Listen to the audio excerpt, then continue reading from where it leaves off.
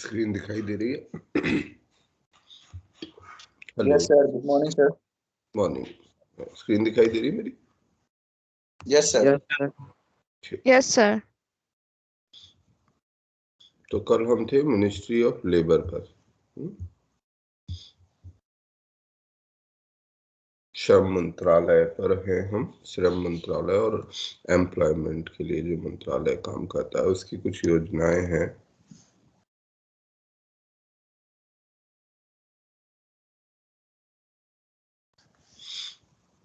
प्रधानमंत्री श्रम योगी मानधन,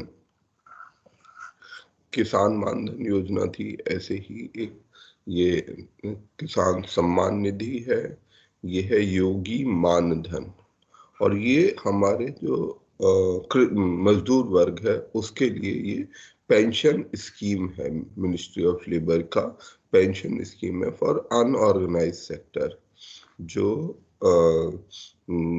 गैर नियोजित सेक्टर है, उसमें जो कर्मचारी हैं, जो कर्मी हैं और उनकी इनकम 15,000 रुपये से कम है, उनके लिए ये योजना है प्रधानमंत्री श्रम योगी मानधन, जिसमें उन्हें 3,000 रुपया महीने का पेंशन 60 साल के बाद दिया जाना नियत है।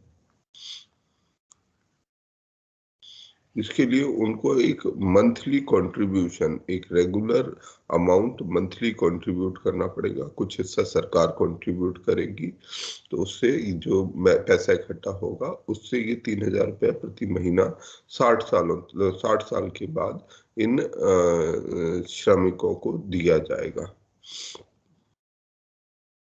इसमें 10 करोड़ जो श्रमिक है उनको कवर करने की योजना है और अपने आप में एक लार्जेस्ट पेंशन स्कीम भारत की ये बनेगी।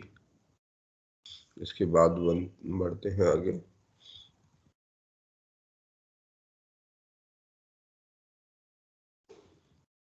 अटल पेंशन योजना, जो अगली योजना जिसकी हम बात कर सकते हैं वो है अटल पेंशन योजना। जैसी हमारी प्रधानमंत्री श्रम योगी मानधन योजना है उसी लाइन पर ये योजना है और इसका टारगेट भी अनऑर्गेनाइज सेक्टर है। इसके अंतर्गत 2 करोड़ वर्कर्स को 1 साल के अंदर कवर किया जाना इसका उद्देश्य है।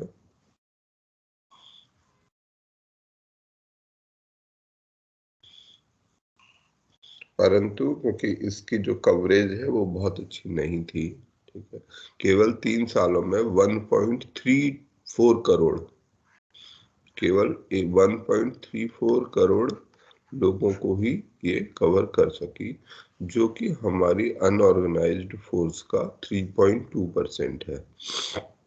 हमारी लेबर फोर्स कितनी है, यानी कि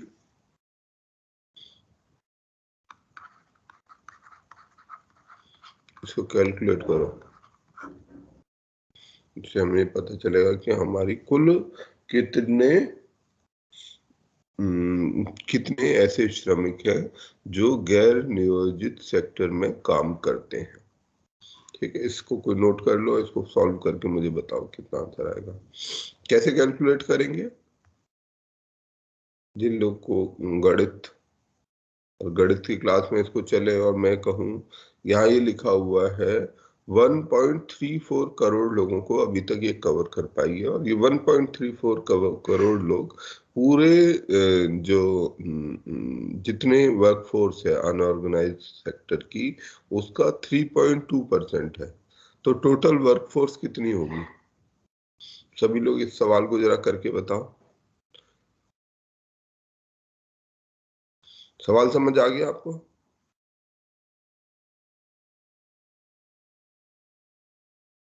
कोई ऐसा हो जिसको सवाल ना समझ आया हो? ये गणित का सवाल है, मैथमेटिक्स, क्योंकि ये सवाल अगर आपको आता है तो आपको बहुत सारे सवालों के जवाब, आप जब भी अपना कोई भी कॉम्पिटिटिव एग्जाम दोगे उसमें इस पैटर्न पे बहुत से सवाल आते हैं। तो आपको गणित में क्वेश्चन एक बार रिपीट कीजिए। सवाल ये है कि 1.9 करोड़, पर सभी लोगों को करने देते हैं सवाल को। 1.34 करोड़ लोग हैं हमारे देश के, हमारे वर्क फोर्स ऐसा है जो अटल पेंशन योजना के अंदर 41.10 करोड़। अभी मैं खुद करूंगा तो मैं अपना आंसर चेक कर लूंगा, पर 1.34 करोड़ लोग हैं जो कवर होते हैं, और ये 1.34 करोड़ लोग पूरे वर्कफोर्स का 3.2% हिस्सा है। तो आपको बताना ये है कि टोटल वर्कफोर्स कितनी है।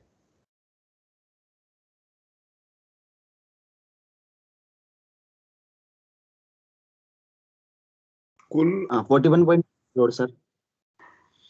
सभी लोग करो। 41.87 करोड़। ठीक है, प्रिसीजन में नहीं जाते, पर 41-42 करोड़ हमारे लोग आपके अनुसार ऐसे हैं जो अनऑर्गेनाइज सेक्टर वर्कफोर्स में काम करते हैं। कैसे कैलकुलेट किया? ये रिवर्स कैलकुलेशन होती है। हम आमतौर पर जो गणित में करते हैं, परसेंटेज निकालने का जो फॉर्मूला होता है कि हम परसेंटेज कैलकुलेट करते हैं। हमें दिया गया होता है कि लेट्स से हमने अभी तक 1.34 करोड़ लोगों को कवर किया है, और हमारे देश की आबादी 42, हमारे देश में काम करने वाले लोग 42 करोड़ है जो अनऑर्गेनाइज सेक्टर में काम करते हैं। तो इसका कितना परसेंटेज हिस्सा, आबादी का कितना परसेंटेज हिस्सा उसमें कवर हो गया है? तो आमतौर पर हमारा सवाल ये रहता है, यानी कि जो ये हमारा न्यूमरेटर है ये टोटल नंबर है, और 100 से हम इसे मल्टीप्लाई करते हैं और ये निकल के आएगा 3.2%। पर अगर मैंने 5% आपको दे दूं, क्योंकि यहाँ मुझे 3 वेरिएबल दिखाई दे रहे हैं,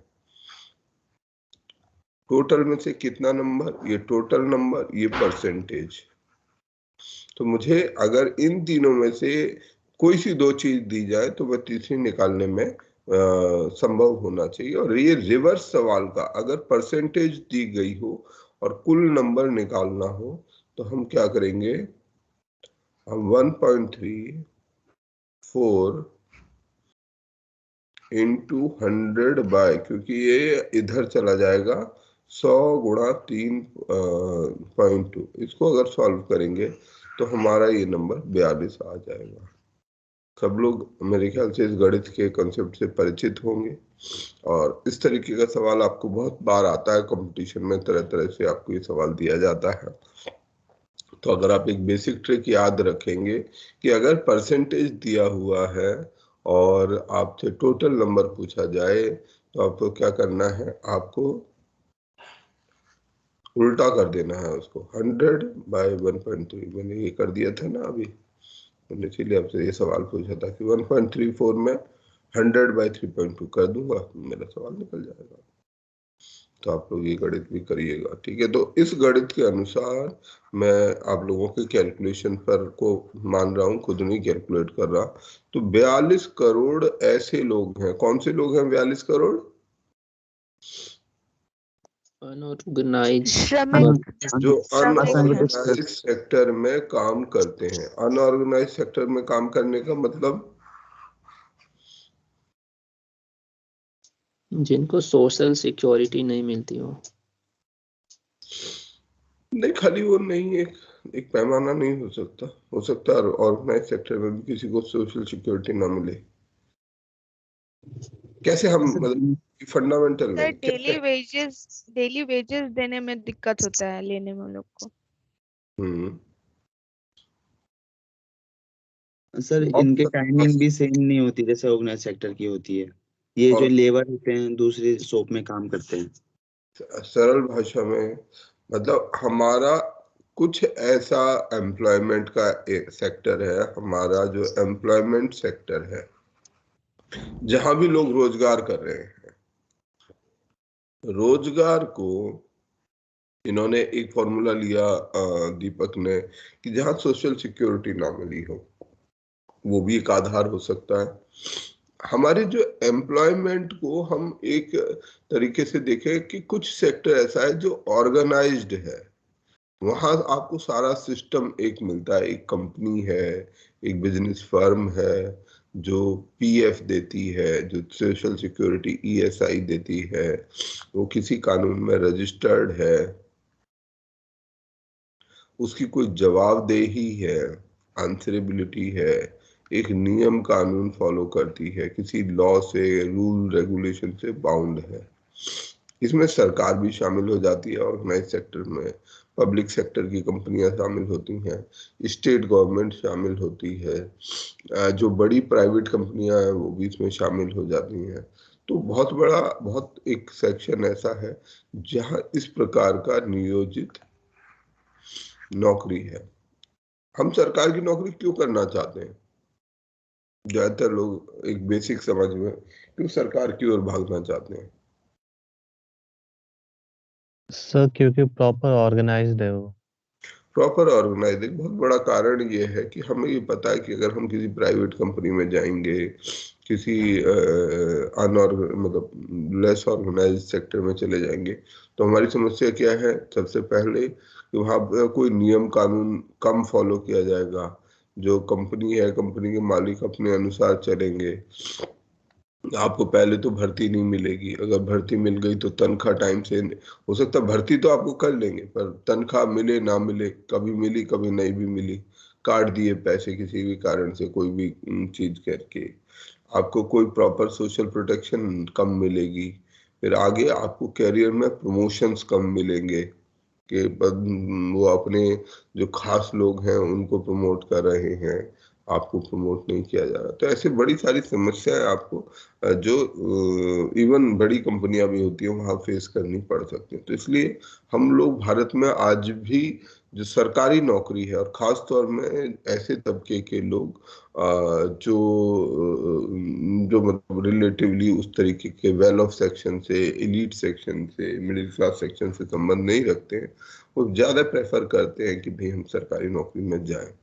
और वही एक कारण है कि सरकारी नौकरी की भारत देश में इतनी ज्यादा मारामारी है, क्योंकि सरकारी नौकरी एक ऐसा सेक्टर है जो सबसे ज्यादा ऑर्गेनाइज्ड है। सरकार अपने बनाए नियम कानून को खुद नहीं तोड़ सकती, इसलिए हम सब लोग सरकार या पब्लिक सेक्टर में जाना चाहते हैं। पर जैसे जैसे ये, क्योंकि एब्सोल्यूट ऑर्गेनाइज्ड और अनऑर्गेनाइज्ड भी नहीं है। अब जैसे सेंट्रल गवर्नमेंट स्टेट गवर्नमेंट से ज्यादा ऑर्गेनाइज्ड है, तो इसलिए सेंट्रल गवर्नमेंट की नौकरी प्रेफर की जाती है स्टेट गवर्नमेंट के कंपैरेटिव। स्टेट गवर्नमेंट से फिर और मतलब कुछ ऐसे पीएसयूज होंगे वो लेस ऑर्गेनाइज्ड है। तो इस तरीके के हमें समस्या देखनी पड़ती है, इसलिए हम ऑर्गेनाइज सेक्टर को जाना चाहते हैं। अब अगर अनऑर्गेनाइज सेक्टर की बात करें, बहुत से लोग ऐसे हैं जिनका कोई फिक्स वेज नहीं है। उनको किसी कंपनी में ठीक है आप 15 दिन हमारे यहाँ काम कर लेना, 1 महीना काम कर लेना, काम तो कर रहे हैं परंतु कहीं उनका कोई नाम नहीं चढ़ा हुआ है, किसी तरीके से वो ठेकेदार के अंडर काम करते हैं। अब ठेकेदार तो हमारे जैसा ही एक आदमी है, ठीक है, और वो कोई नियम कानून लठैत टाइप का आदमी है, कोई नियम कानून तो मानता नहीं है। तो वो बस अपना जैसे मना है वो चलाएगा, कोई PF ESI registration rule law कुछ नहीं है, उसकी अपनी जैसी मर्जी है वैसे करेगा। अब हमें मजबूरी बस उसके साथ काम करना पड़ता है। वो तनख्वाह दी तो दी, नहीं दी तो काट दी, इस बार के पैसे नहीं आए, नहीं दे रहे हम, कर लो जो करना है। ऐसा बहुत बार होता है। तो अनऑर्गेनाइज सेक्टर में या फिर जो लोग छोटी छोटी दुकान, इस तरीके के ढाबे, होटल, इनमें काम करते हैं, बहुत सारा ऐसा बड़ा सेक्टर है हमारे देश में। अधिकांश सेक्टर ऐसा है, 7 या 8% लोग ही ऐसे हमारे देश में हैं जो ऑर्गेनाइज सेक्टर में काम करते हैं। बाकी सभी लोग 90% तक आबादी हमारे देश की जो वर्क फोर्स है वो अनऑर्गेनाइज सेक्टर में काम करती है, और ये एक बहुत सीरियस कंसर्न है। तो यानी कि हमारे जो 42 करोड़ लोग हैं, तो 5-7 करोड़ लोगों के लिए पास ही ऑर्गेनाइज सेक्टर की नौकरियां हैं, बाकी अधिकांश लोग अनऑर्गेनाइज सेक्टर में नौकरी करते हैं, जहाँ कोई पीएफ नहीं होगा, ईएसआई नहीं होगी, कोई पता नहीं कि किसके साथ काम करें। कोई आदमी आ गया कि हाँ काम करोगे, आपने कहा कि ठीक है करेंगे, नौकरी में लगा दिया 15 दिन 2 महीना काम कर लिया कि तनख्वाह देंगे देंगे, और पर 2 महीने बाद कह दिया कि नहीं कुछ नहीं देते, भागो यहाँ से। अब आपका 2 महीने का श्रम तो वेस्ट गया, जो पैसा आप उस समय में कमा सकते थे वो आप नहीं कमा पा रहे हो। कोई रूल नहीं फॉलो करेंगे, कोई लॉ नहीं फॉलो करेंगे। तो ये समस्या हमारे इस सेक्टर में, अनऑर्गेनाइज सेक्टर में हमें देखने को मिलती है।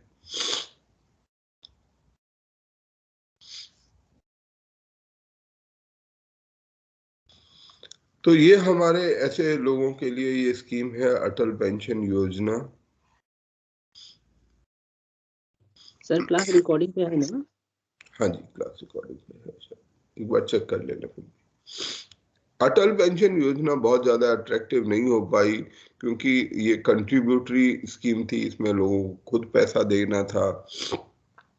अच्छा, इसमें इन्फ्लेशन एडजस्टेड बेनिफिट्स की, इन्फ्लेशन अगर महंगाई बढ़ेगी तो उसका एडजस्टमेंट कैसे होगा, इसके बारे में कोई ब्यौरा नहीं था।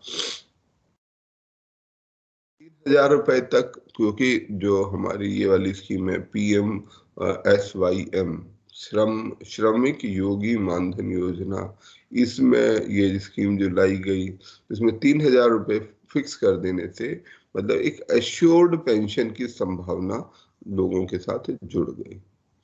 तो ये हमारे जो श्रमिक हैं उनके लिए भी आवश्यक है कि भाई 60 साल के बाद जो लोग क्या करेंगे, कैसे वो अपने जीवन को काटेंगे।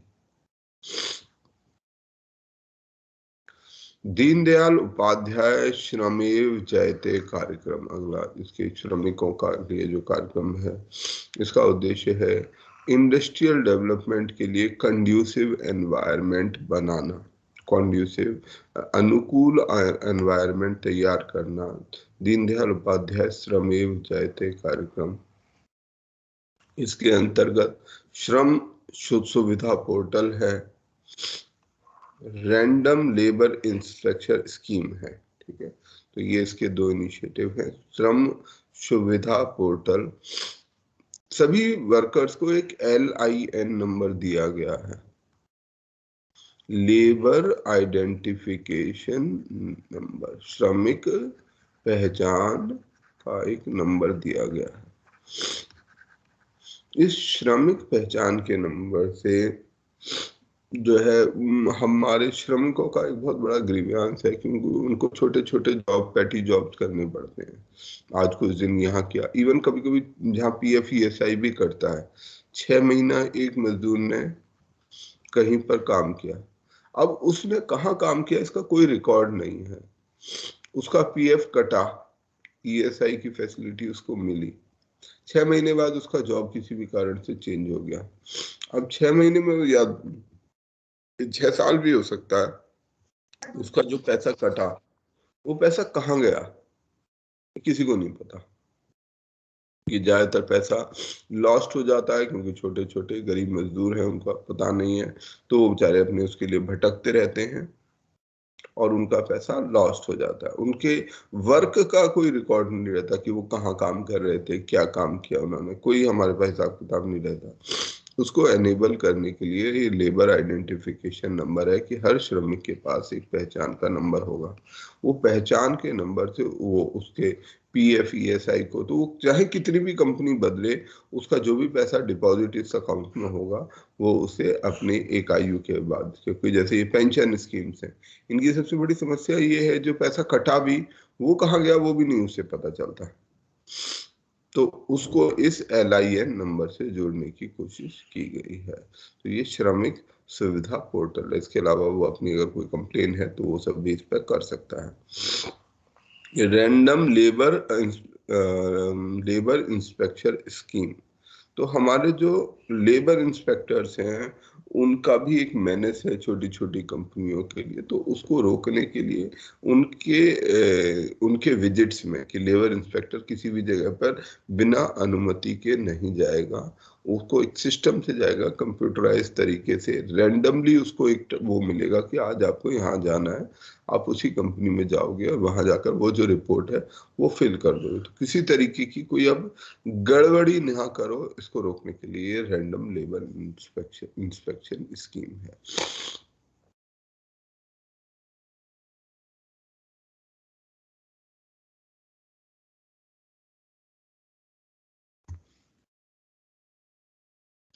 Universal account number for employ, अच्छा वो कुछ और नंबर है, तो ये यूनिवर्सल अकाउंट नंबर है, यूएएन। यूएएन में जो मजदूरों का पीएफ का नंबर था उसको कनेक्ट किया गया है इस यूएएन के साथ। तो जो भी आपका पीएफ का पैसा कटता है मजदूरों का, वो एक ही अकाउंट में जाए, एक ही कॉमन लिंक्ड अकाउंट में रहे, उसके लिए ये यूनिवर्सल अकाउंट नंबर है। और जिससे जितने सोशल सिक्योरिटी बेनिफिट हैं वो मजदूर को एक ही जगह पर मिल जाएंगे। अगला, अप्रेंटिसशिप प्रोत्साहन योजना। तो जैसे हमने पीछे कभी बात की थी कि अप्रेंटिसशिप एक महत्वपूर्ण बदलाव कर सकता है हमारे काम सीखने की योग्यता में। तो ऑन जॉब ट्रेनिंग, ठीक है, ऑन जॉब ट्रेनिंग देने के लिए ये अप्रेंटिसशिप प्रोत्साहन योजना है। रीवैम्प राष्ट्रीय स्वास्थ्य बीमा योजना, इस योजना के अंदर आम आदमी बीमा योजना और national old age pension scheme, ठीक है, राष्ट्रीय स्वास्थ्य बीमा योजना में आम आदमी बीमा योजना और ओल्ड एज पेंशन स्कीम को कन्वर्ज करके इसे बनाया गया है राष्ट्रीय स्वास्थ्य बीमा योजना। ये हमारी एक सोशल सिक्योरिटी स्कीम हो गई, राष्ट्रीय स्वास्थ्य बीमा योजना। पोर्टल पेंसिल, ये एक पेंसिल नाम से पोर्टल वेबसाइट है। Platform for effective enforcement for no child labour, platform for effective enforcement for no child labour, ताकि बच्चों को चाइल्ड लेबर से अलग किया जा सके। ये भी लेबर मिनिस्ट्री का एक पोर्टल है जिसके जरिए से हम जो नो चाइल्ड लेबर पॉलिसी है उसको इम्प्लीमेंट कर सकते हैं और सभी कंप्लेंट्स को ट्रैक कर सकते हैं। प्रधानमंत्री रोजगार प्रोत्साहन योजना, रोजगार को प्रोत्साहित करने के लिए, ठीक है, जो सरकार है उसने ये कदम उठाया था कि जो एम्प्लॉयर कंट्रीब्यूशन होगा, क्योंकि जो ये चीजें हैं ईपीएफ, पीएफ जो कटता है, ईएसआई, ये हमारे एम्प्लॉयर के लिए भी एक बाध्यता है। जो काम दे रहा है उसके भी काम को ये प्रभावित करता है। कैसे प्रभावित करता है?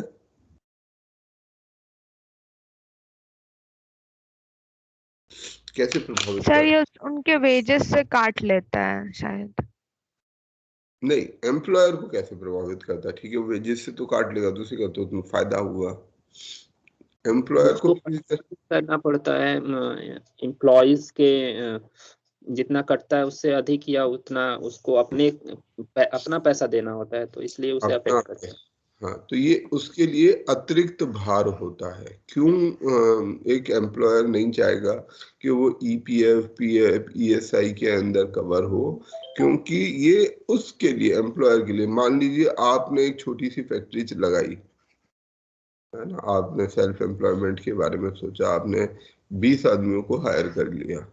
20 आदमी को हायर करने का फैक्ट्री एक्ट के अनुसार अगर 10 से ज्यादा आपके यहाँ कर्मचारी काम करते हैं और आप बिजली का इस्तेमाल करते हैं तो आपको ईएसआई पीएफ का रजिस्ट्रेशन कराना होता है। तो मान लीजिए आपके 20 कर्मचारी काम करते हैं, तो 20 कर्मचारी काम करते हैं तो आपको कानून के अनुसार सभी कर्मचारियों को ईपीएफ और ईएसआई काटना पड़ेगा।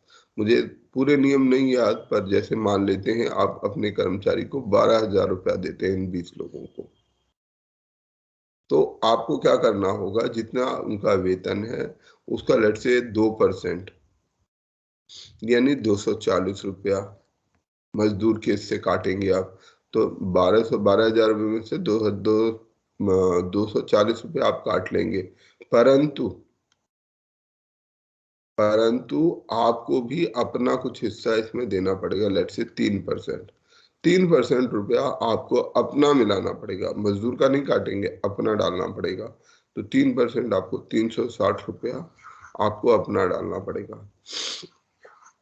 तो ये तो चलो आपको मजदूर को देना था, मजदूर का हिस्सा हुआ, पर ये हिस्सा आपका होता है उस फैक्ट्री के मालिक का होता है। अब ये 360 गुणा 20, क्योंकि आपके यहाँ 20 कर्मचारी हैं, तो 20 कर्मचारियों का 360 रुपया काटना पड़ेगा, यानी कि उनका देना पड़ेगा आपको। तो 8,000 रुपया प्रति माह की आपकी अतिरिक्त लायबिलिटी हो गई, जितनी आपकी टोटल लायबिलिटी है उसके अलावा। इसी तरह से ईएसआई में है, ईएसआई में भी इसी तरीके से आपको एम्प्लॉयर कंट्रीब्यूशन ऐड करना पड़ता है। अब ये जो एम्प्लॉयर कंट्रीब्यूशन है, ये उसके लिए एक्स्ट्रा कॉस्ट है। पता चलेगा उसके कुल 25,000 रुपये उसको पीएफ और ईएसआई में जमा करने।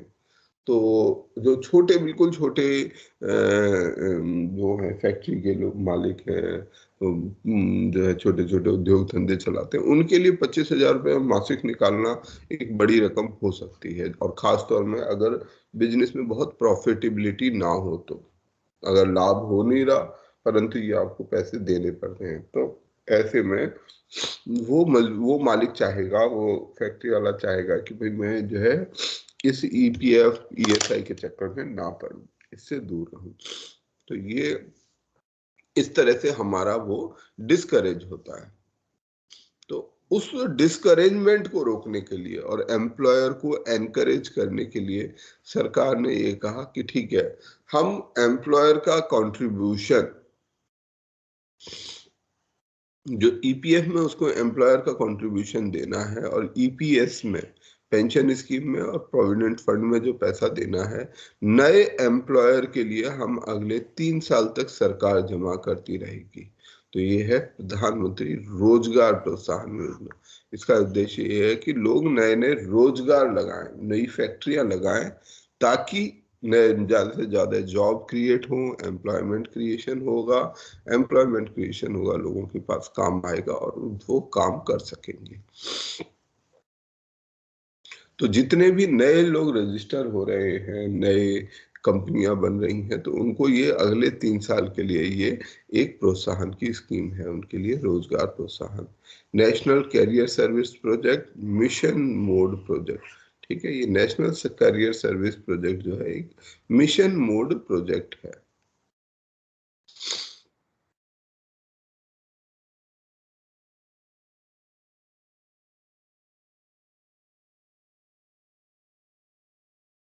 उद्देश्य है कि एम्प्लॉयमेंट रिलेटेड सर्विसेज जैसे career counselling, vocational guidance, skill development courses, apprenticeship, internship, ये सब प्रोवाइड कराना, ये सब उनको उपलब्ध कराना।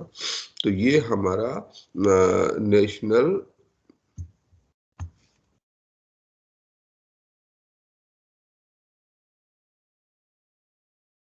प्रोजेक्ट है, मिशन मोड प्रोजेक्ट है, और इसके अंदर कैरियर सर्विसेज प्रोवाइड करने का उद्देश्य है। अगला हम कर रहे हैं अटल बीमित कल्याण योजना। अटल बीमित व्यक्ति कल्याण योजना उद्देश्य है फाइनेंशियली सपोर्ट करना ऐसे लोगों को जिनका जॉब किसी कारण से छूट गया है, जिनके जॉब छूट गए और वो ईएसआई के तहत कवर होते थे। तो जो लोग ईएसआई के तहत कवर होते थे पर किसी कारणवश उनका यदि जॉब छूट गया है, तो ऐसे लोगों को सिक्योर करना, ऐसे लोगों को रोजगार के समय में, इस दिक्कत के समय में कैश बेनिफिट प्रोवाइड करना, ये इस स्कीम का हिस्सा है। अगली मिनिस्ट्री जिसकी हम बात कर सकते हैं वो है एमएसएमई मिनिस्ट्री। ये हमारे लिए सबसे महत्वपूर्ण मिनिस्ट्री है, मेरी समझ से सबसे अट्रैक्टिव मिनिस्ट्री होनी चाहिए। MSME, what is MSME? Micro small medium enterprises. ठीक है, इसकी स्कीम है zero defect zero effect scheme. ठीक है, ये इसकी स्कीम है जिसमें उद्देश्य है जीरो डिफेक्ट मैन्युफैक्चरिंग करने का। हमारे देश में हम लोग क्वालिटी कॉन्शियस नहीं है, India is not very quality conscious. तो उस कॉन्शियसनेस को डेवलप करने के लिए और हम ऐसी मैन्युफैक्चरिंग करें जिसमें किसी तरीके का कोई दोष ना हो, क्वालिटी टूल्स को अपनाया जाए, क्वालिटी सिस्टम्स को अपनाया जाए और एनर्जी एफिशिएंट मैन्युफैक्चरिंग की जाए। ये इस जीरो डिफेक्ट जीरो इफेक्ट का उद्देश्य है। कुल मिला के हमारे जो मेक इंडिया का कैंपेन है उसको एनकरेज करने के लिए ये स्कीम काम कर रही है।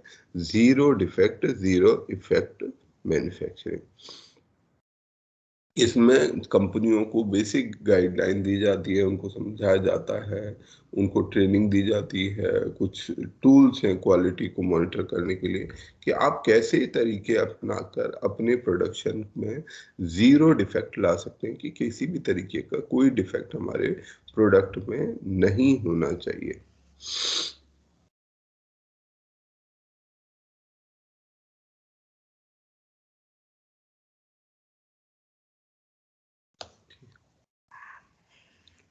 इसको इम्प्लीमेंट करने के लिए, लागू करने के लिए क्वालिटी काउंसिल ऑफ इंडिया, हमारे देश की जो हाईएस्ट बॉडी है क्वालिटी के कंट्रोल मेजर्स को करने के लिए, वो है क्वालिटी काउंसिल ऑफ इंडिया। उसको चयनित किया गया है कि भाई आप जो है अपॉइंट किया गया है आपको, आप इसका मॉनिटर करो और इसको इम्प्लीमेंट करो, इस zero defect zero effect policy को।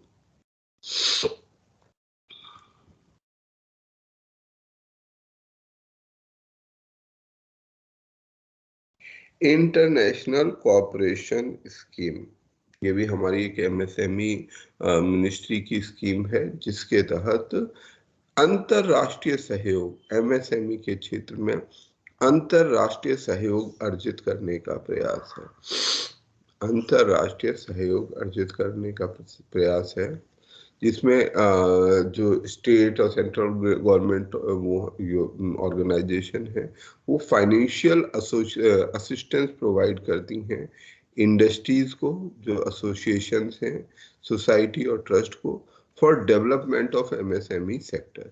इसके तहत उनको पार्टिसिपेट कराया जाता है international exhibition, trade fair, buyer seller meets में, और इसके लिए जो पैसा होता है वो भी दिया जाता है इस इंटरनेशनल कोऑपरेशन स्कीम के तहत, ताकि हम अपने एक्सपोर्ट को, अपने जो लघु उद्योग हैं उनको प्रमोट कर सकें।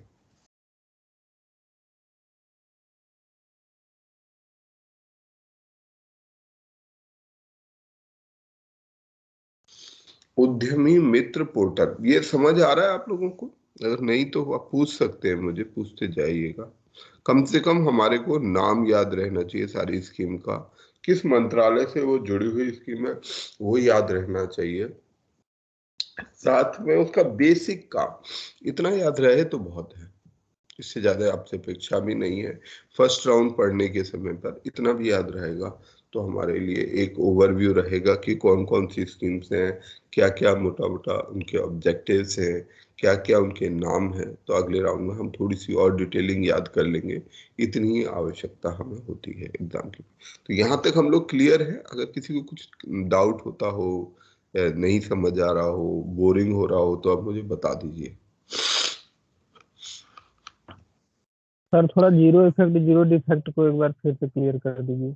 हाँ बोलते जाइए, कोई दिक्कत नहीं। वो मेरे को भी थोड़ा सा एक आप लोग वो देंगे ना, तो मुझे भी इंटरेस्ट मेरा भी बना रहता है कि चलिए कोई सुन रहा है, किसी को नहीं समझ आ रहा है तो ये भी एक अच्छी बात है कि चलो किसी ने सुना, कोशिश की और नहीं हो पाया।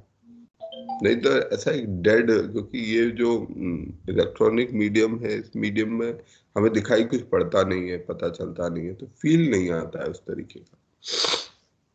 जीरो डिफेक्ट जीरो इफेक्ट का पूरा कॉन्सेप्ट है, मतलब है उसका कि हम ज्यादातर इसकी, मेरा ये मानना है कि आप उनके नाम को बहुत ध्यान से बस पढ़ो। सभी के नाम जब लिख रहे हो ना तो ध्यान से पढ़ो और सोचो ये क्या इंडिकेट करता है। Zero defect zero effect. Zero defect क्या हुआ?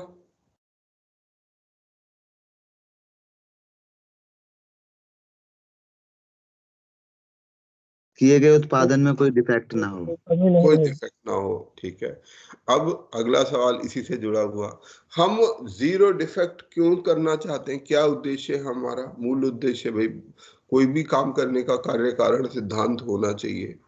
तो इस कार्य को करने का क्या कारण है? सर आपके प्रोडक्ट पे क्वेश्चन मार्क लग जाता है। मतलब आपके में यहाँ आप कौन है? Company. Sir to promote sir quality council नहीं, नॉट काउंसलिंग। यहाँ स्मॉल आप बिजनेसमैन इफिशिएंसी मिलनी चाहिए, आपकी इफिशिएंसी मिलनी। यहाँ आप जो है वो इंडिया है ना। हम जब जब इन्होंने बोला ना कि जब डिफेक्ट्स आते हैं, आप किसी चीज को खरीदते हैं, उसमें कोई डिफेक्ट है, छोटे डिफेक्ट हो सकते हैं, बड़े डिफेक्ट हो सकते हैं। बड़े डिफेक्ट होंगे तो आप चीज को खरीदेंगे ही नहीं, पर छोटा डिफेक्ट है तो आप सोचेंगे चलो यार खुद रिपेयर कर लेंगे, हमें इस चीज की आवश्यकता है। पर अगर मान लो आपको कोई 0 डिफेक्ट वाला प्रोडक्ट मिल जाएगा तो आप उसको वरीयता दोगे। ठीक, जैसे अगर कंपटीशन नहीं है, कभी कभी आप बाजार से चीजें जब खरीदते हो तो देखते हो, कंपेयर करते हो, कॉस्ट भी कंपेयर करते हो। तो जब कॉस्ट कंपेयर करते हो, मान लो एक ऐसी चीज है बहुत अच्छा, जैसे एप्पल का फोन है, बहुत अच्छा फोन है, सारी चीज अच्छी है, पर उसकी कॉस्ट बहुत ज्यादा है, तो आप सोचोगे छोड़ो यार ठीक है, थोड़ा सस्ता फोन ले लेते हैं। तो वो भी एक नीति हो सकती है। परंतु ये भारत की समस्या है, हमारे देश के प्रोडक्शन की प्रॉब्लम है कि मेड इन इंडिया का मतलब है कि ये प्रोडक्ट बहुत अच्छी क्वालिटी का नहीं होगा, इसमें डिफेक्ट्स होंगे। ठीक है, तो मेड इन इंडिया को हम आमतौर में, हम लोग खुद भी जब सामान खरीदने जाते हैं तो हम क्या बोलते हैं, यदि इलेक्ट्रॉनिक सामान खरीदेंगे तो हम इंडिया का सामान खरीदना पसंद करेंगे। हम बोलते हैं जापान का बहुत अच्छा होता है, मेड इन जापान जाए, है ना। हम अवॉइड करते हैं, अपने देश का सामान ही अवॉइड करते हैं। क्यों अवॉइड करते हैं? क्या हम अपने देश को प्यार नहीं करते? क्योंकि हमें ऐसा लगता है कि यार ये घटिया क्वालिटी का होगा, इसमें डिफेक्टिव होगा, अभी इसको ले लेंगे, ये 6 महीने चलेगा, फिर खराब हो जाएगा, इसे ठीक कराते हुए परेशान होते रहेंगे। तो हम मेड इन इंडिया, तो ये चीज अगर हमारे साथ है तो बाहर भी यही चीज होती होगी जब भारत के प्रोडक्ट बाहर जाएंगे। तो इसको हमें एक तो, अब इसको कैसे सही किया जाए, तो इसको सही करने की जरूरत है। इसी सही करने की जरूरत की स्कीम का नाम है 0 डिफेक्ट 0 इफेक्ट। अब सरकार कैसे सही कर सकती है इसको मेड इन? सरकार को ये रियलाइजेशन तो है कि ये एक प्रॉब्लम है कि हमारे देश के प्रोडक्ट की क्वालिटी अच्छी नहीं है। अब सरकार इसको कैसे सही कर सकती है? आप मान लीजिए मंत्रालय में बैठे हुए हैं, आपको लगता है कि हाँ जी प्रोडक्ट की क्वालिटी अच्छी नहीं होती भारत की, इसलिए वो बिक नहीं पाते हैं बाजार में, अंतरराष्ट्रीय बाजार में अपना स्थान नहीं बना पाते हैं, तो आप क्या करेंगे?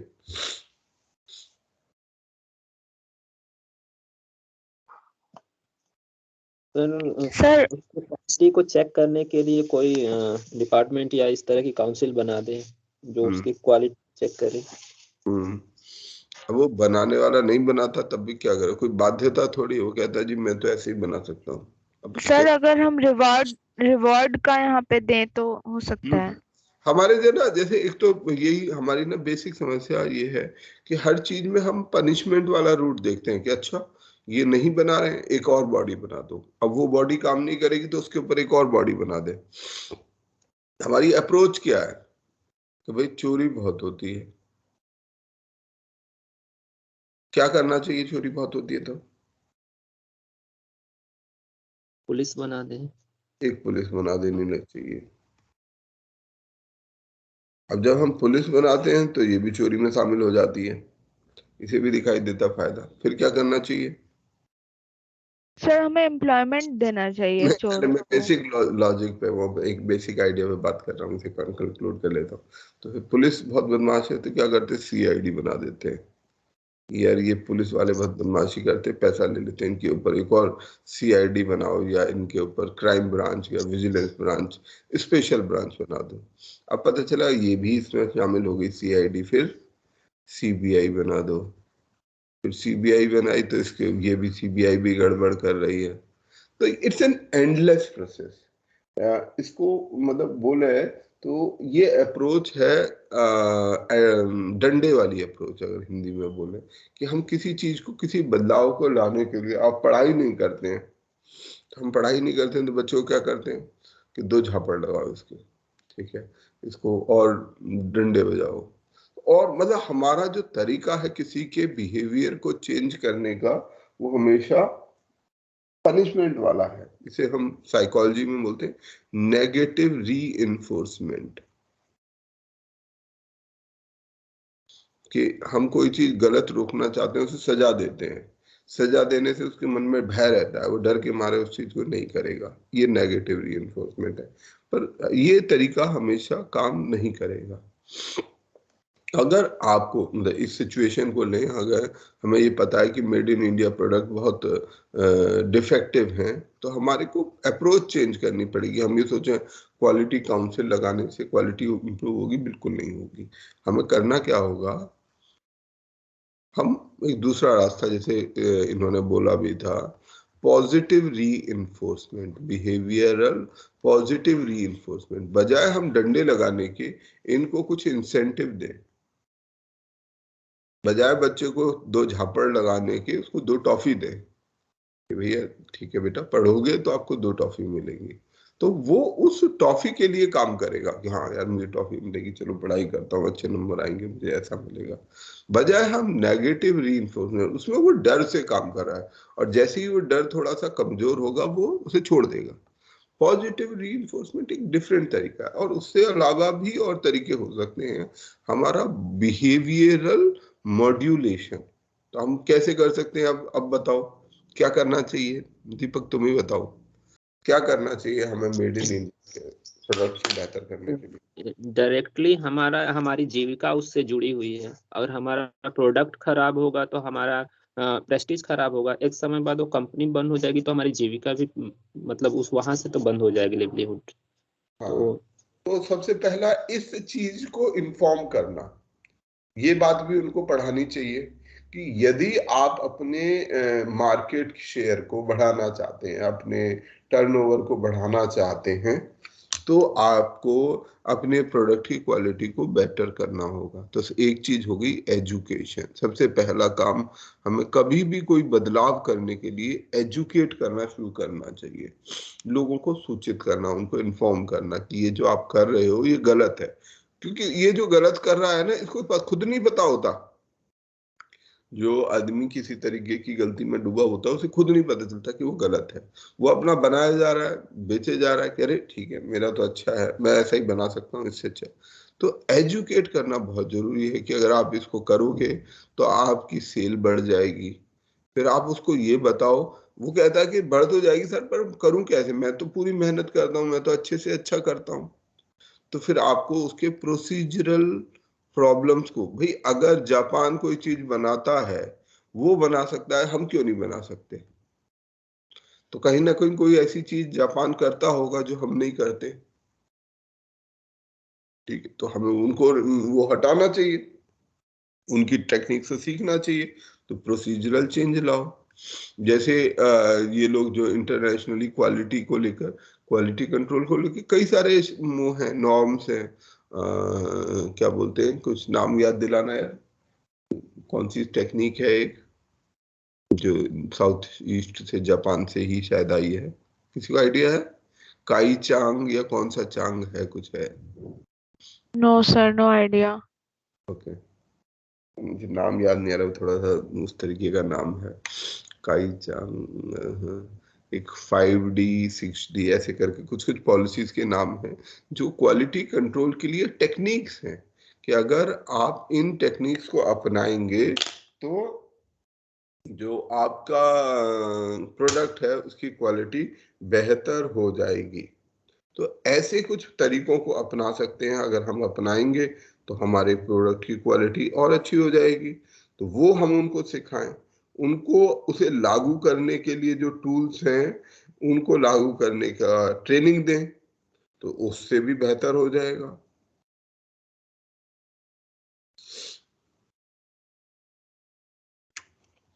ठीक है, तो ऐसे कई सारे बदलाव हम ला सकते हैं जिसके जरिए से हम अपना जो पूरा का पूरा ये फ्रेमवर्क है, क्वालिटी का जो पूरा फ्रेमवर्क है, उसको बेहतर कर सकते हैं, और जिसकी हमें आवश्यकता है।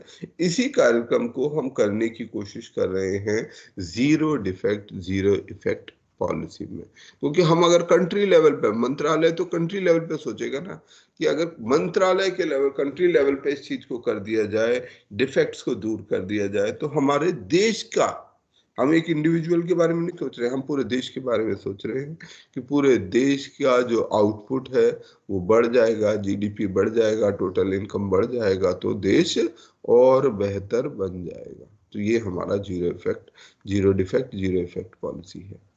ठीक है,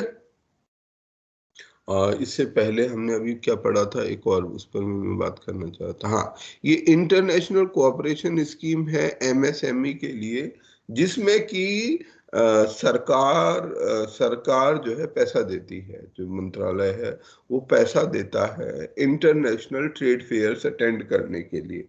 अगर कोई छोटा उद्योग है वो बाहर जा रहा है, उसे मीटिंग करनी है, कोई ट्रेड फेयर अटेंड करना है, तो उसमें वो सहायता देता है, आर्थिक सहायता, कि आप जाइए, आपको हम फंड करेंगे।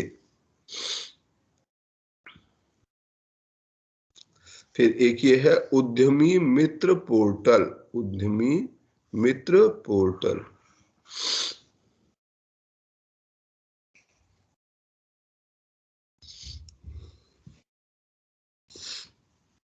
इसके द्वारा हमारे जो एमएसएमईज हैं वो अपने लोन एप्लीकेशन फाइल कर सकते हैं, और जिसको जो भी लेंडर है जो देना चाह रहे हैं बैंक, वो अपने आप चूज कर सकते हैं। तो ये उद्यमी मित्र पोर्टल है बैंक लोन देने के लिए, ताकि हमारे एमएसएमईज को लोन मिलता रहे। खाली जीएसटी के लेवल से ही वो अपने लोन एप्लीकेशन को प्रोसेस कर सकते हैं, वहीं से उसको आगे बढ़ा सकते हैं।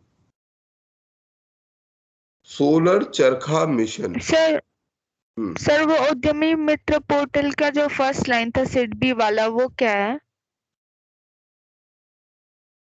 उद्यमी मित्र पोर्टल है कि हमारे जो एमएसएमई है, एमएसएमई जो कंपनियां हैं, छोटे लघु उद्योग हैं, उनको हम कैसे आसानी से लोन दिलवा सकते हैं, उसके लिए ये काम करता है।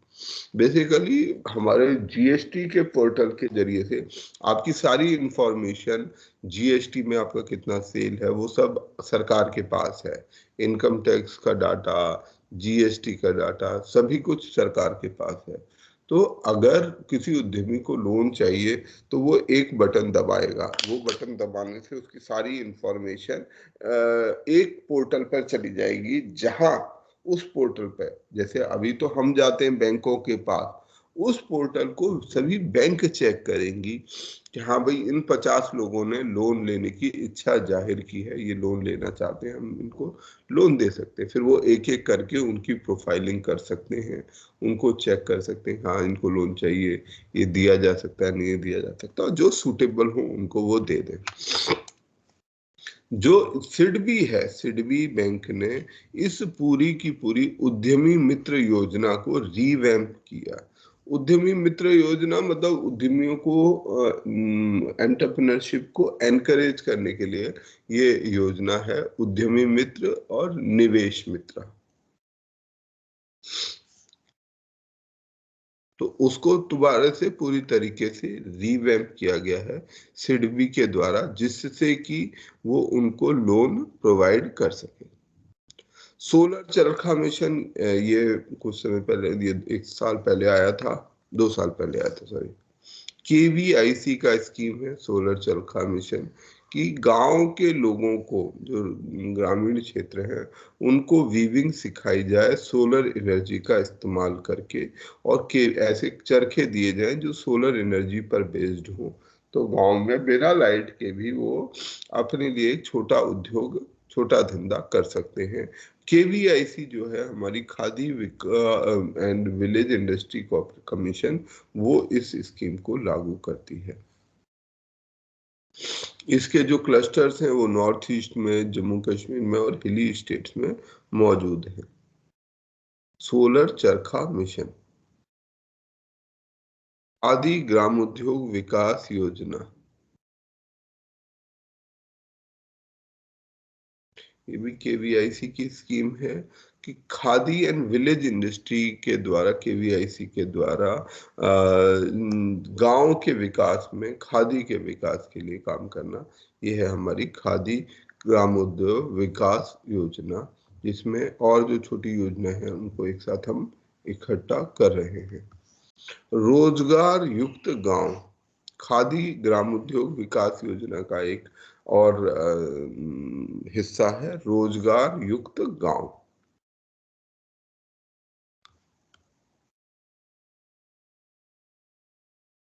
Aspire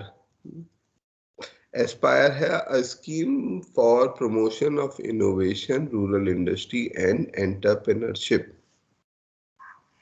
Promotion of innovation, rural industry and entrepreneurship. हम अगर देश को बेहतर करना चाहते हैं तो हमें क्या क्या करना पड़ेगा? इकोनॉमिक डेवलपमेंट के लिए हमारे देश में क्या चीजें जरूरी हैं? हमें इनोवेशन, प्रमोशन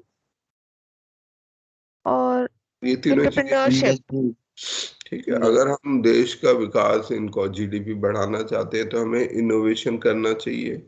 रूरल इंडस्ट्री, शहरों में तो हमें धंधा उद्योग मिलता है पर गांव में कोई उद्योग धंधा नहीं है, तो वहाँ उद्योग धंधा बढ़ाना और एंटरप्रेन्योरशिप को डेवलप करना, ये हमारे एस्पायर कार्यक्रम का मूल उद्देश्य है। इस एस्पायर कार्यक्रम के अंतर्गत technology business incubator, what is business incubator?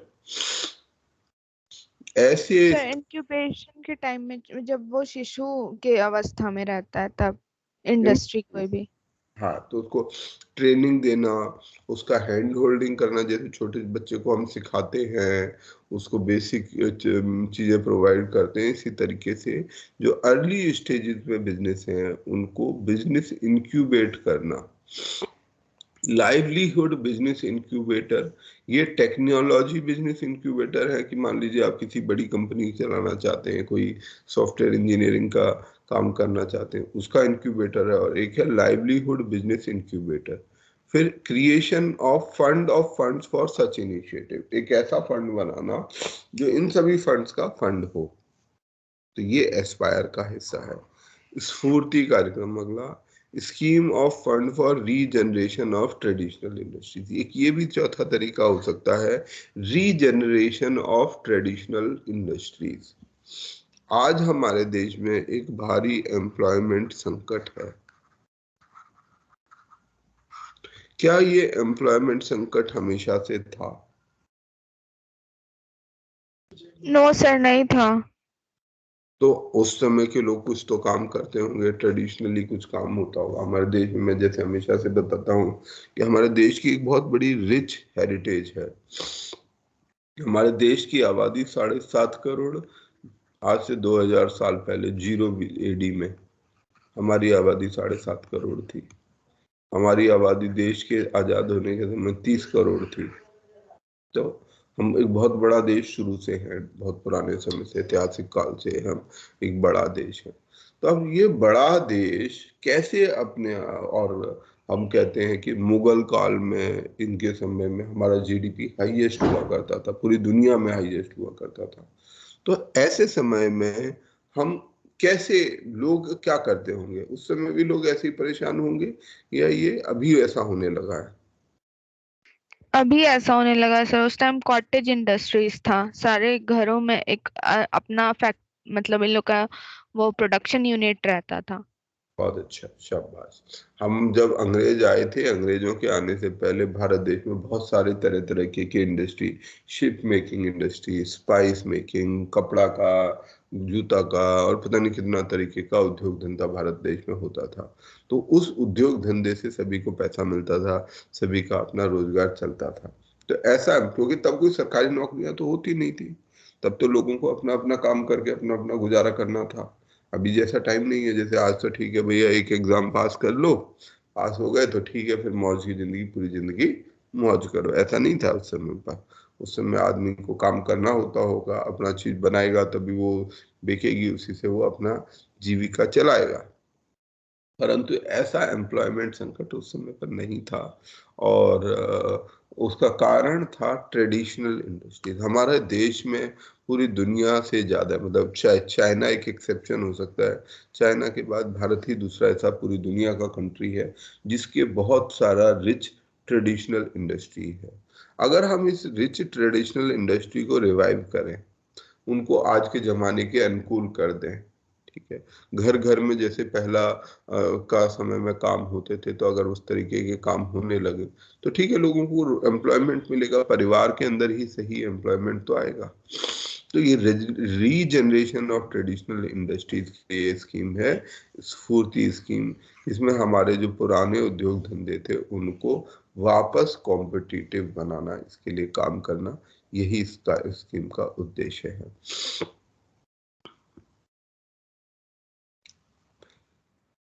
अगला PMEGP कार्यक्रम, ये आपने सुना होगा, PMEGP कार्यक्रम, प्रधानमंत्री employment generation programme. Employment generation programme में क्या होगा? रोजगार का निर्माण करना है, उसे जनरेट करना है, रोजगार को पैदा करना है। बताओ, अब आप ही को जिम्मेदारी है कि आप रोजगार पैदा करें। कैसे करेंगे रोजगार पैदा? सर कोई इनोवेशन करके मतलब स्टार्टअप्स खोल के। तो मतलब बहुत जरूरी नहीं कि हम एक्सट्रीम टाइप का इनोवेशन करें, हम छोटा सा बदलाव कर दें। हम मान लीजिए पुराने समय के जो जो कपड़ा बनाने का वो है, उसमें कोई ऐसा बदलाव कर दें जिससे कि आज के समय में वो रिलेवेंट हो जाए और अच्छा कपड़ा वो बुन के दे सके, तो मे भी वो हमारे लिए एक बड़ा बिजनेस हो सकता है। ऐसे हजारों लाखों बिजनेस हो सकते हैं जिनको लोग कर सकते हैं। तो ये जो PMGP स्कीम है, ये इसी तरीके की स्कीम है कि कैसे रोजगार का सृजन किया जाए, लोगों को एनकरेज किया जाए कि आप ज्यादा से ज्यादा रोजगार पैदा करिए। आप एक स्टार्टअप लगाएंगे, स्टार्टअप लगाएंगे तो सरकार क्यों स्टार्टअप में इंटरेस्टेड है?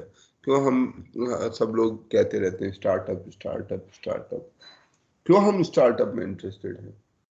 सर क्योंकि एम्प्लॉयमेंट जनरेट करेगा, एम्प्लॉयमेंट आएगी सर, इकोनॉमी में ग्रोथ करेगी। हाँ, अगर आप एक स्टार्टअप बनाओगे तो क्या फायदा होगा सरकार के पॉइंट ऑफ व्यू से? नंबर एक, आप नौकरी नहीं मांगोगे, खुद नौकरी नहीं मांगोगे। मान लो यहाँ पर 35-40 जितने बच्चे हैं, सबने अपना स्टार्टअप बना लिया, तो क्या होगा? ये 40 बच्चे एक तो उस दौड़ से बाहर निकल जाएंगे, जो नौकरी की दौड़ है उससे बाहर निकल जाएंगे। और क्या होगा? सर उनके साथ जो एम्प्लॉय वो जो एम्प्लॉय काम करेंगे उनके लिए भी एम्प्लॉयमेंट जनरेशन होगी। बहुत बढ़िया, ठीक है।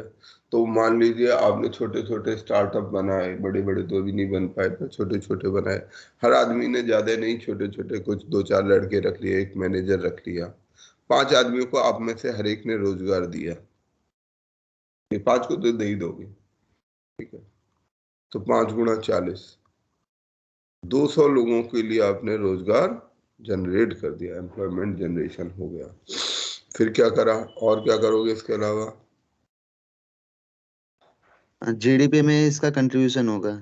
भाई आपके स्टार्टअप, मान लीजिए हर एक स्टार्टअप साल का 25 लाख रुपए कमाता है या 10 लाख रुपए कमाता है, 25 लाख रुपए कमाता है, अपने लिए भी और इन लोगों के लिए भी आप कमाते हो, तो आपने 25 लाख रुपया साल का कमाया।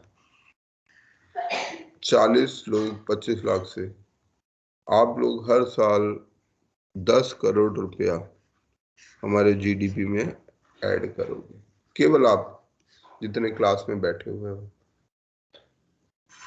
इसके अलावा कुछ टैक्स दोगे, GST भरोगे, तो वो सरकार को टैक्स की आय होगी। मान लो 2.5 लाख रुपए आपने साल का टैक्स जमा किया,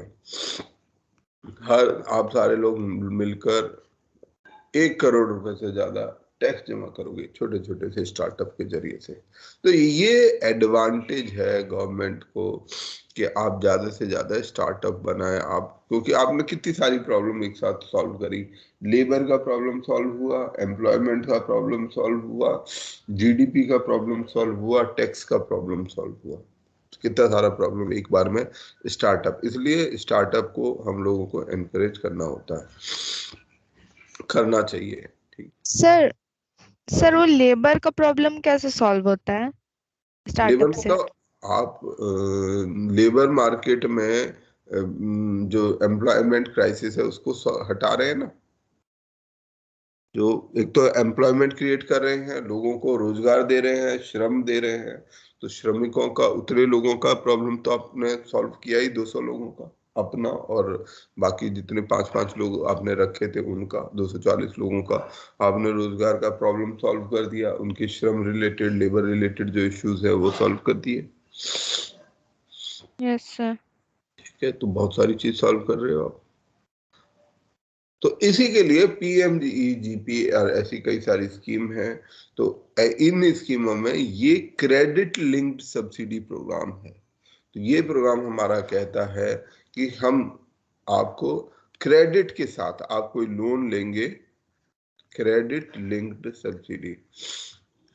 एक होता है कि सरकार अप फ्रंट आपको सबको कहे कि ठीक है आप लोग रोजगार करना चाहते हो, 1-1 लाख रुपया हम आपको दे रहे हैं, बाकी अपना पैसा मिलाओ और अपना रोजगार करो।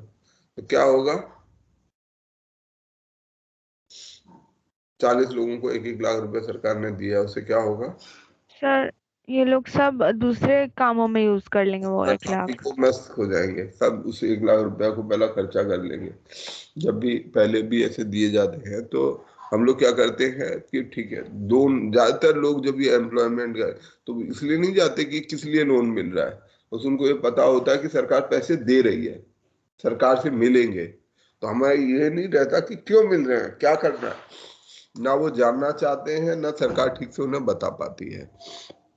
केवल ये पता रहता है कि जी 1-1 लाख रुपए मिल रहा है, ठीक है जी 1-1 लाख रुपए ले आए, लेके फिर अपना किसी ने मोटरसाइकिल खरीद ली, किसी ने अपना कर्जा पटा लिया, किसी ने शादी कर ली लड़की की, किसी ने कुछ और कर दिया, वो पैसा खत्म हो गया। एम्प्लॉयमेंट जनरेशन कितना हुआ, 0।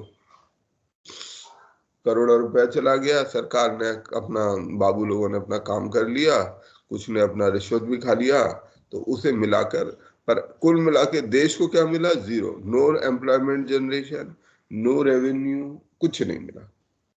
तो ये इसमें एक नुकसान है। तो इस स्कीम में क्या है कि हम क्रेडिट लिंक्ड सब्सिडी, कि आप पहले लोन लेंगे, क्रेडिट लेंगे लोन, क्योंकि हम सरकार क्या चाहती है कि भाई आप अपना एम्प्लॉयमेंट करो।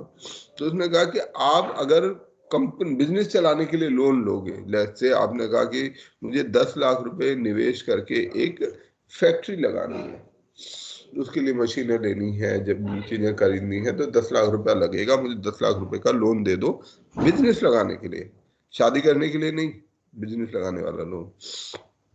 तो अगर आप ये 10 लाख रुपया लोन लोगे, सरकार आपको 1.5 लाख रुपए की सब्सिडी दे देगी। मतलब आपको अब बैंक को 8.5 लाख रुपए ही वापस करने होंगे, 10 लाख के बजाय केवल 8.5 लाख रुपए। तो एक तरीके की सब्सिडी सरकार की तरफ से, पर ये सब्सिडी सब्जेक्ट टू है your creation, your development of business. जब आप बिजनेस लगाओगे तभी देगी, नहीं तो नहीं देगी। तो उद्देश्य हमारा ये सेल्फ एम्प्लॉयमेंट अपॉर्चुनिटीज को क्रिएट करना है, माइक्रो एंटरप्राइजेस को एस्टेब्लिश करना है, जो ट्रेडिशनल आर्टिजन्स हैं, जो पुराने समय से काम कर रहे हैं, उनको रोजगार देना है, अनएम्प्लॉयड यूथ को, जो ग्रामीण क्षेत्रों और शहरी क्षेत्रों में जो रहने वाला यूथ है हमारे जैसा बेरोजगार, उसको रोजगार देना है। ये सब इसके उद्देश्य हैं। KVIC, KVIB और डिस्ट्रिक्ट इंडस्ट्री सेंटर इसके इम्प्लीमेंटिंग बॉडी है। इनके द्वारा इस PMEGP को, तो अगर मान लो आपको लोन लेना होगा तो क्या करोगे, मान लो आप में से किसी ने सोचा, तो क्या करोगे, कहाँ जाओगे, प्रधानमंत्री को लिखोगे, प्रधानमंत्री बैंक के पास जाओगे, हाँ बैंक के पास भी जाना पड़ेगा। इसके लिए अगर मान लो आप में से कोई सोचे कि मुझे करना है, तो आपके सभी के डिस्ट्रिक्ट में एक होगा DIC, डिस्ट्रिक्ट इंडस्ट्री सेंटर। आप वहां जाओगे DIC में उनको रिक्वेस्ट करोगे कि भाई मेरे को ये काम करना है, इसके लिए मुझे लोन दिया जाए और ये जो PMEGP का बेनिफिट दिया जाए, तो वो उसके अंतर्गत आपको मिलेगा। तो DIC इसकी इम्प्लीमेंटिंग बॉडी है। आप अपना सर्च करोगे तो आपको DIC मिल जाएगा। ठीक, तो हमारे जो इसमें 75 प्रोजेक्ट इसमें या डिस्ट्रिक्ट को अवार्ड किया गया, और जिनको इंक्लूसिव ग्रोथ, कि आपको इंक्लूसिव ग्रोथ करनी है। क्या मतलब होगा इंक्लूसिव ग्रोथ का? सब जितने भी सेक्शंस हैं सोसाइटी के, सबको लेके चलना। हाँ, तो क्या होता है, हम बिजनेस में देखते हैं SC ST बिजनेस में बिल्कुल 0% मौजूद है। विमेन फैक्ट्री कहीं देखिए, महिलाओं की फैक्ट्री बहुत लिमिटेड देखी होंगी, अब थोड़ी बहुत दिखने लगी हैं। तो सेल्फ हेल्प ग्रुप है सर। हाँ, ट्राइबल्स हैं वो नहीं दिखाई देते। तो कैसे हम, क्योंकि जब तक उनकी भागीदारी नहीं होगी, इन सेक्शंस की भागीदारी नहीं होगी, तब तक हम देश का डेवलपमेंट कैसे कर पाएंगे? अगर हमें देश का विकास करना है तो इन छूटे हुए वर्गों का, चाहे महिलाएं हैं, अगर हम महिलाओं को काम नहीं दे रहे तो वो ठीक है, वो अपने घर में बेचारी चौका चूल्हा करती रहेंगी, GDP में किसी तरीके का कोई कंट्रीब्यूशन नहीं करेंगी, देश को बेटर करने में किसी तरीके का कोई कंट्रीब्यूशन नहीं कर पाएंगी, पढ़ लिख कर भी वो बेकार बैठी रहेंगी। अगर आप वो चाहते हो तो ठीक है, पर अगर आप ये चाहते हो कि देश का डेवलपमेंट हो, ग्रोथ हो, तो आपको उनको इंक्लूड करना पड़ेगा। आपको SC ST को इंक्लूड करना पड़ेगा। आप ये सोचोगे कि नहीं, ये SC ST मजदूरी करते रहे, ठीक है, बेचारे अपना मजदूरी करते रहेंगे, 1000-2000 रुपए कमाते रहेंगे, परंतु उससे नुकसान किसको हो रहा है? कंट्री को। डेवलपमेंट अगर नहीं होगा तो नुकसान किसको? पूरे देश को नुकसान है। भैया अगर वो SC ST मजदूरी करेगा और दिन के 200-400 रुपए करेगा, आप लोगों से कहेगा कि भाई सरकार मेरी सहायता करे, ये करे वो करे, तब वो एक लायबिलिटी है। पर अगर आप उसको ट्रेन कर दोगे, उसको सही जगह पहुंचा दोगे, ऐसा कुछ बना दोगे कि वो अपना खुद रोजगार कर रहा है, अपने लिए नहीं, 4 लोगों के लिए और के लिए रोजगार कभी बना रहा है, तो ऐसे में वो GDP में कंट्रीब्यूशन करेगा, टैक्स में कंट्रीब्यूशन करेगा, अपने जीवन के लिए कंट्रीब्यूशन करेगा, एम्प्लॉयमेंट मार्केट में कंट्रीब्यूशन करेगा, तो कितना बड़ा बदलाव ला सकता है। तो हमारे को SC ST जो इंक्लूसिव ग्रोथ है, इसका महत्व समझना चाहिए। बिना इंक्लूसिव ग्रोथ के देश का विकास संभव नहीं है। हम ये चाहें कि देश के कुछ ही सेक्शन 2%, 10%, 25% तबका ही आगे बढ़ जाए तो देश आगे बढ़ जाएगा, ऐसा संभव नहीं होगा। तो यही इंक्लूसिव ग्रोथ है कि भाई पूरी दुनिया आज इसको बात तो कहती है कि इंक्लूसिव ग्रोथ करो, इंक्लूसिव ग्रोथ करो। इस स्कीम को लागू करने के लिए ये देखा जा रहा है कि उनको वरीयता दी जा रही है जो ज्यादा पिछड़े हुए राज्य हैं, जहां अनएम्प्लॉयमेंट ज्यादा है, जिन्होंने अपने प्रीवियस टारगेट्स को पूरा किया है। देश की उन राज्यों की आबादी कितनी है इसको भी उसमें अकाउंट फॉर किया जा रहा है, और कितना वहां ट्रेडिशनल स्किल और रॉ मटेरियल उपलब्ध है। PMEGP के स्कीम के अंतर्गत हायर सब्सिडी दी जाएगी अगर विमेन को SC ST OBC physically disabled और नॉर्थ ईस्ट रीजन में, इन सभी क्षेत्रों में यदि कोई व्यक्ति होगा तो उसको जो सब्सिडी है, बाकियों को 15% सब्सिडी दी जाती है। अगर इस तबके के लोग हैं तो उन्हें 25% सब्सिडी दी जाएगी। ठीक है, ये हमारी प्रधान। सर ये सब्सिडी क्या चीज पे दिया जाएगा? बताया ना अभी, लोन लेने पर। जैसे आप देखो, PMEGP में होता यह है कि 2 कैटेगरी हैं, सभी के लिए 15% की सब्सिडी उपलब्ध है। SC ST women OBC disabled north east region के लोग, ट्राइब लोग जो हैं, उनको 25% सब्सिडी उपलब्ध है। इसका मतलब ये है कि आप सोचते हो कि मुझे कुछ बिजनेस करना है, चंद्रा ने सोचा कि नहीं मैं अपना कुछ बिजनेस लगाऊंगी, मैं कुछ काम करूंगी।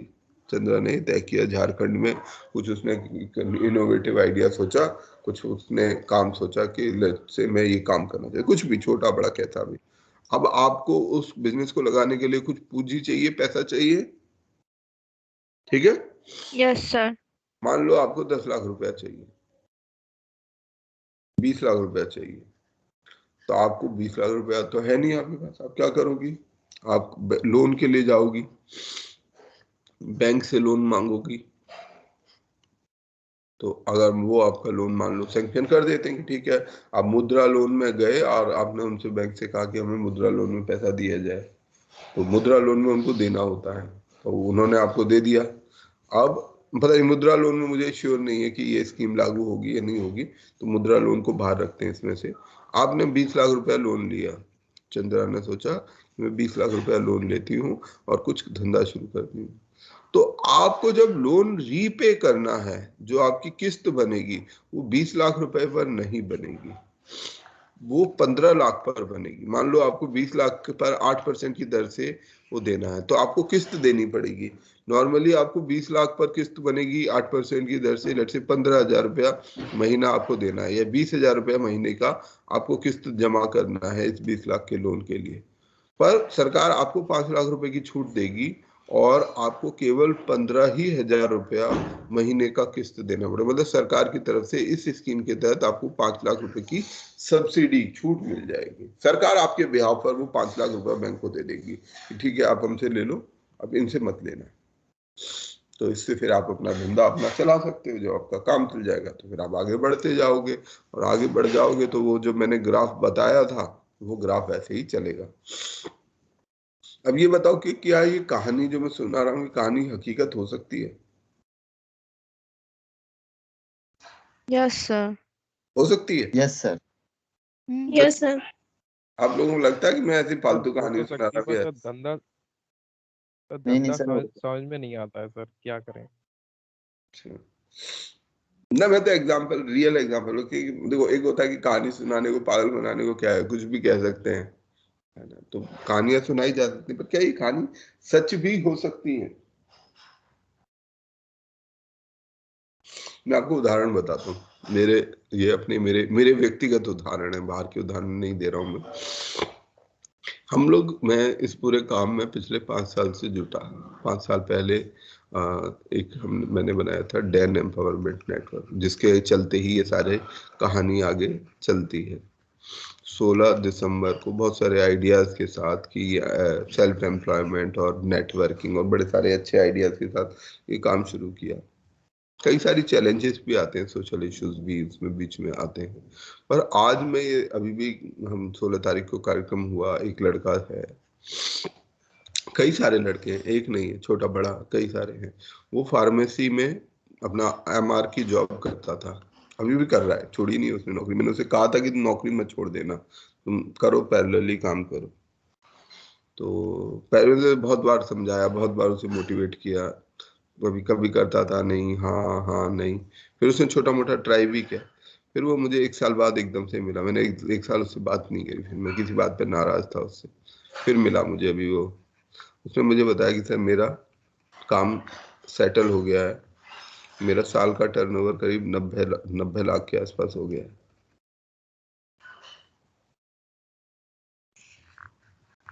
ये लड़का यूपी का है, ईस्टर्न यूपी का। बहुत ज्यादा तेज नहीं है, बहुत चालाक नहीं है, और पढ़ा लिखा आप लोगों से जैसा ही होगा। मतलब MR का जॉब कौन करता है, अगर आप लोग समझते होंगे, जनरल ग्रेजुएट होता है कोई, वो कर लेता है और कोई नहीं करता। पर आज वो लड़का अपना 90 लाख का टर्नओवर है, धीरे धीरे उम्मीद में रखता हूँ कि इसको वो और बढ़ाएगा और बढ़ाएगा। तो मतलब 90 लाख में आप अपनी उसकी इनकम अपना हिसाब लगा लो, मैं ज्यादा हिसाब नहीं लगा रहा हूँ, बट ये कह रहा हूँ। और ये एक नहीं है, ऐसे बहुत सारे उदाहरण हैं। अभी एक लड़का था, कुछ समय पहले आया था कि सर मेरे को एक्सपोर्ट करना है, उसको कहीं से कोई एक्सपोर्ट का ऑर्डर मिल गया है, तो वो एक्सपोर्ट का ऑर्डर पे काम कर रहा है। एक लड़का है, वो लड़का क्या करता था, तो वो लड़का जो मिला था वो 17-18 साल का था। 18 साल का था, उसकी ज़्यादा एज नहीं थी, बहुत कम एज थी। तो 18 साल का था वो, और वो थोड़ा सा गांव का है, देहात टाइप का है समझो। तो वो क्या, उसे किसी ने पागल बना के, कुछ शो वगैरह नहीं होते ये कौन से स्पिट विला टाइप, ऐसे कुछ कुछ शो होते हैं। स्पिट विला या कौन सा विला होता है कुछ, आप लोगों को स्प्लिट्स विला और रोडीज होता है सर। तो उसी के कुछ लोकल वो कन्वर्ट करके लोगों बच्चों से पैसे उगाने का किसी ने उसे ट्रैप कर रखा था। तो उसमें वो पार्टिसिपेट करता रहता था, वो वीडियो शेयर करता रहता था। उसे समझाया, उससे बात हुई, कई राउंड बात हुई, 2-3 साल में फाइनली ही गेव। उसमें कई ग्रुप, उस ग्रुप में कई सारे बच्चे हैं, उनमें सब कुछ कर रहे हैं। ये लड़का, इसने बाद में फिर ग्रेटर नोएडा में अपनी एक ड्राई क्लीनिंग का स्टोर खोला था, फिर बाद में कह रहा था कि सर एक और बनाऊंगा, एक और खोल रहा हूँ, शायद खोल लिया होगा। तो जो ड्राई क्लीनिंग का काम होता है वो करता है, वो अपने भाई के साथ मिलके, एक स्टोर तो उसका चल ही गया था, एक और वो सोच रहा था, प्लान कर रहा था। ऐसे बहुत सारी कहानियां हैं, ये मतलब ऐसे कहानियों की बड़ी लंबी लिस्ट है, मुझे खुद नहीं पता क्योंकि मैं भी भूल जाता हूँ। कईयों से मुलाकात कभी होती है, कभी नहीं होती, कभी लंबे समय कोरोना के कारण बहुत समय से मुलाकात नहीं हो रही है। What I intend to tell, अगर इनमें से कोई भी एक आदमी काम कर रहा है ना, एक्सपोर्ट कर रहा है, तो हम समझ सकते हैं कितना बड़ा वो होगा। अगर किसी का अपना एक स्टोर भी है, एक स्टोर से भी आमदनी किसी भी हालत में उसकी 40-50 हजार रुपए से कम की आमदनी नहीं होगी, नो, किसी भी हालत में इससे ज्यादा होगी। कोई भी बिजनेस जो है ना, कोई भी आप छोटे से छोटा दुकान भी अगर चलाते हो, परचून का दुकान भी जो ग्रोसरी शॉप वाला भी होता है, वो 50,000 रुपया महीना कम से कम मिनिमम, जिसका खराब दुकान चलती है वो भी 50,000 रुपए से के आसपास कमा लेता है, क्योंकि किसी भी बिजनेस में 15 से 20% का मार्जिन होता है। तो आप उसको कैलकुलेट अपने हिसाब से कर सकते हैं। और ये सब बहुत बिगिनर है, इसमें तो कोई बड़ा नहीं है, ये सब बिल्कुल छोटे छोटे, बहुत छोटे, मतलब छोटे भी नहीं, बहुत छोटे बिजनेस वाले हैं। अगर ये अपने जिंदगी जीवन में ग्रो करेंगे तो कहाँ तक जा सकते हैं, आप उसकी सीमा भी नहीं रख पाएंगे।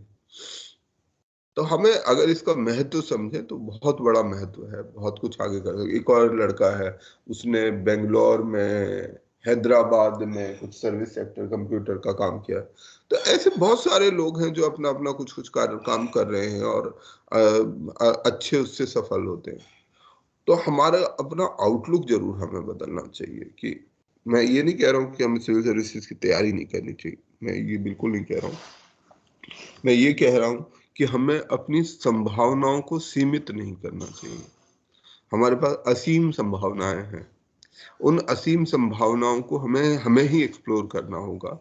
हम अपनी संभावनाओं को खुद ही कैद कर देते हैं, और सिविल सर्विसेज में हम बहुत बार ये ट्रैप में फंस जाते हैं कि हमें लगता है कि अगर मैं सिविल सर्विसेज नहीं कर पाया तो मैं जीवन में कुछ नहीं कर पाऊंगा, जो कि गलत है, पूरी तरीके से गलत है। आप सोचते रहिए, आज का आपका काम है, हर चीज का एक समय रखिए, नियत समय रखिए कि भाई ये काम है, यहां तक मैं ये काम करूंगा, उसके बाद जब ये समय काल हो जाएगा फिर देखूंगा कि क्या करना है। मैं इसमें हार जीत नहीं देख रहा हूँ, ऐसा नहीं कि मैंने ये कर दिया, मैं पास हो गया, तो ऐसा नहीं कि मैं कोई लीडर बन गया, मैं महान व्यक्ति बन गया, भगवान बन गया, नहीं। आप वैसे ही एक इंसान रहेंगे जैसे आज आप हैं, कोई बदल नहीं जाएंगे। और अगर फेल हो गए तब भी आप वैसे ही इंसान रहेंगे, कुछ बदल नहीं जाएंगे। पर कभी कभी क्या होता है, हम इस चीज को बहुत ज्यादा दिल से लगा लेते हैं, अपने दिल के अंदर बिठा लेते हैं कि अरे हम क्या करेंगे, अब तो हम कुछ नहीं कर सकते, हम जो कोई डिप्रेशन में चला जाएगा, कोई होपलेसनेस में चला जाएगा। कोई जरूरत नहीं है उसमें जाने की।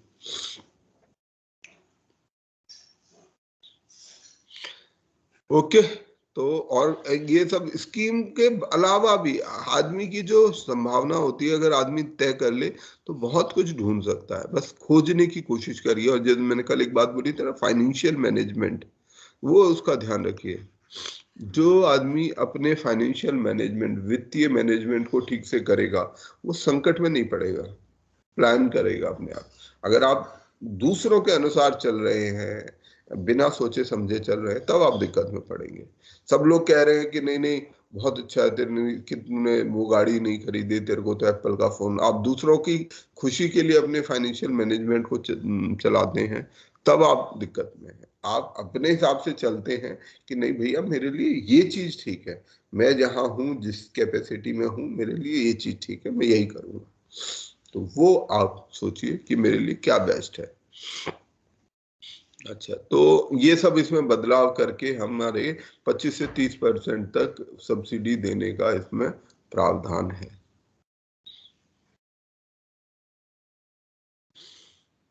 जो लोन की लिमिट है शायद इसमें 1 करोड़ तक है, कि अगर आप 1 करोड़ तक का लोन लेंगे यानी कि आपको सरकार मैक्सिमम 15 लाख रुपए तक का सब्सिडी इसमें दे देगी। स्कीम के लिए आधार, पैन और ये सब इसके लिए एसेंशियल है। इसी स्कीम को मैं क्वायर उद्यमी योजना है एक, उसको इसमें जोड़ दिया गया है। इसमें जो है ठीक है। और कुछ कुछ जो नए रोजगार हैं उनको भी जोड़ा गया है। ये एक और स्कीम आ गई रोजगार की, कैपिटल सब्सिडी स्कीम। पहली थी एम्प्लॉयमेंट जनरेशन स्कीम, अभी यह है क्रेडिट लिंक कैपिटल सब्सिडी। दोनों जो है क्रेडिट लिंक स्कीम है। इसमें उसमें अंतर क्या होगा? कैपिटल सब्सिडी दी जा रही है। क्या अंतर होगा दोनों में? सर इसमें मशीनरीज पे सब्सिडी देंगे। बहुत बढ़िया, शाबाश, वेल डन। आप लोग अब थोड़ी थोड़ी चीजें समझने लगे हो। ठीक है, तो जैसा इसका नाम से क्लियर है, इसमें क्रेडिट जो है, क्रेडिट आपको लेना है मशीन के लिए। यहाँ केवल बिजनेस भी नहीं है, पहले वाले में ओवरऑल बिजनेस के लिए। ओवरऑल बिजनेस में कई और चीजें होती हैं, मशीन के अलावा आपको वर्किंग कैपिटल की जरूरत होती है, प्लांट एंड मशीनरी की जरूरत होती है। पर यहाँ ये लोन केवल मशीन के लिए दिया जाता है कि यदि आप कोई कैपिटल इन्वेस्टमेंट कर रहे हैं, यानी कि प्लांट मशीनरी पर खर्चा कर रहे हैं, तो आपको ये सब्सिडी दी जाएगी। तो लगभग उसी रेट से ये सब्सिडी दी जाती है। बस डिफरेंस ये है कैपिटल सब्सिडी स्कीम में कि यहाँ पर मशीन खरीदने पर वो सब्सिडी दी जाती है, और जैसे वहाँ 15% है, ऐसे ही लगभग यहाँ भी सेम रेट पर ये स्कीम के तहत वो दिया जाता है सब्सिडी।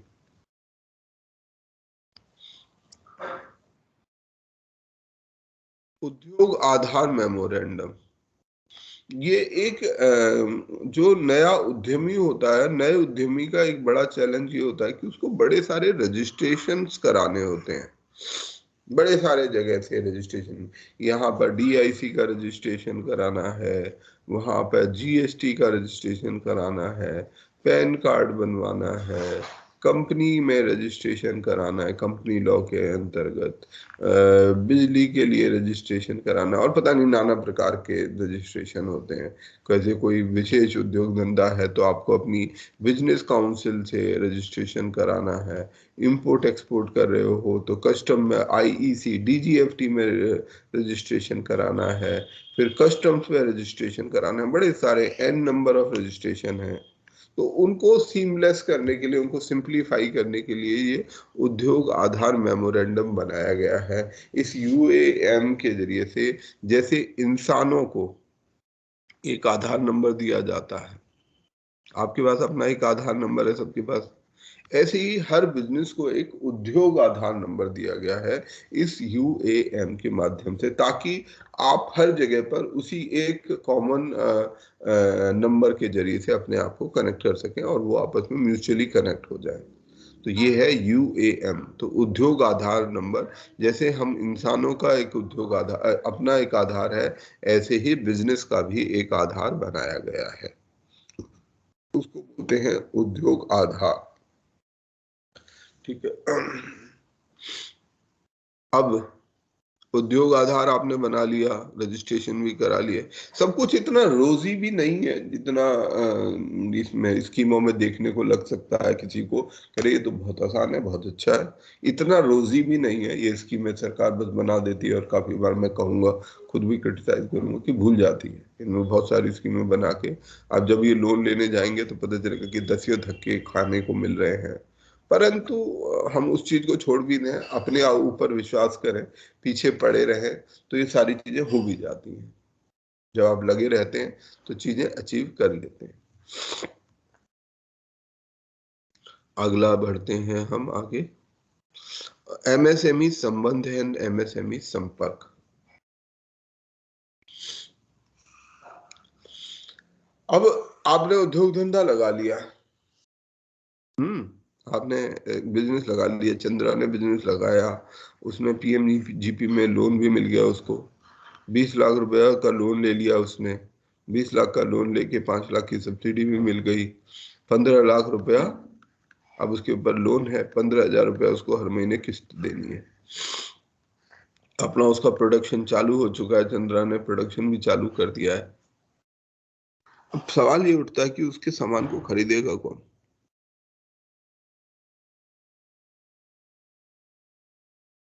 चंद्रा किस चीज का बिजनेस कर रही हो तुम? किसी चीज का नहीं। अच्छा, हाइपोथेटिकल पूछ रहा हूँ मैं, तुम्हारा बिजनेस किस चीज का है? कुछ भी चीज का, कुछ भी सोच लो, लेट्स से साड़ी का या पेंसिल है पेंसिल्स, ठीक है, पेंसिल हाँ वेरी गुड, बहुत अच्छा है। आपने पेंसिल की फैक्ट्री लगा दी है, पेंसिल आपकी बन रही है, खूब सारी पेंसिलें बने जा रही हैं। अब सवाल ये उठता है कि आपने पेंसिल का प्रोडक्शन भी शुरू हो गया, मशीन आ गई, लग गई, वर्किंग कैपिटल आपके पास है और अच्छे से प्रोडक्शन चल रहा है। सवाल ये उठता है इन पेंसिल का करोगे क्या, इसे खरीदेगा कौन? अब इन्होंने पेंसिल बनाई, वो पेंसिल के लिए ऑलरेडी मार्केट में कौन कौन सी कंपनी है जो पेंसिल बनाती हैं? एचबी तो हार्ड, वो कौन कौन, नटराज की एक पेंसिल आती थी, नटराज अप्सरा अप्सरा, फैबर कैसल फाइबर कैसल। अब ये बड़ी बड़ी कंपनियां हैं। चंद्रा भी चाहती है कि भैया मेरी भी पेंसिल बिके मार्केट में, मेरी भी पेंसिल खरीदी जाए। वो उसके सामने ये सारे महान महान बड़ी बड़ी कंपनियां हैं जिनका बहुत बड़ा वजूद है, बड़ा बिजनेस है इनके पास। पर कोई भी आदमी चंद्रा की पेंसिल क्यों खरीदेगा, है ना? हम लोग क्यों खरीदेंगे? हम तो नटराज की खरीदेंगे, अप्सरा की खरीदेंगे, इसकी खरीदेंगे। तो उसको काम कौन देगा? तो उसके लिए ये काम है कि जो सबसे बड़ा जो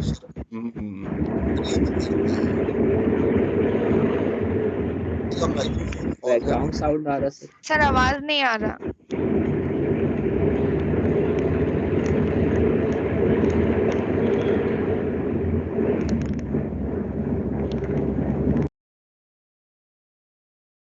सभी लोग ध्यान रखें, अपना माइक्रोफोन अगर ऑन करते हैं तो उसे बंद करना जरूर याद रखें। अभी हम चंद्रा की पेंसिल बेचने की कोशिश कर रहे थे कि चंद्रा ने बहुत सारी पेंसिल बना ली हैं, अब उन पेंसिल्स का वो करे क्या। तो चंद्रा की पेंसिल, भारत सरकार हमारे दुनिया मतलब देश के अंदर में जो सबसे बड़ा खरीदार, अगर किसी एक खरीदार की बात करो, बायर, सबसे बड़ा बायर कौन है? सर हमारी government of India government of India और जो सरकारें हैं और पीएसयूज हैं, ये मिलकर हमारे सबसे बड़े खरीदार बन जाते हैं। स्टेट गवर्नमेंट, पीएसयूज और ये सारे तीनों मिलकर हमारे सबसे बड़े खरीदार बनते हैं हमारे जीडीपी में।